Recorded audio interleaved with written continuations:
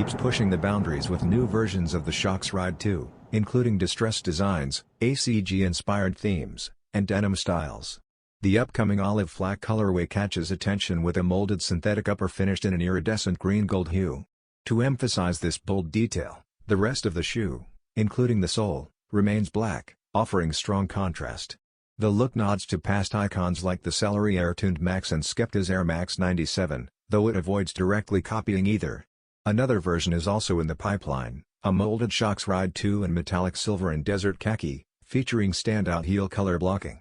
While Nike hasn't revealed an official release date yet, the olive flak edition is slated to launch in fall 2025 through Nike.com and select retailers. Priced at $190, this striking update adds another creative chapter to the Shox Ride 2's evolving legacy.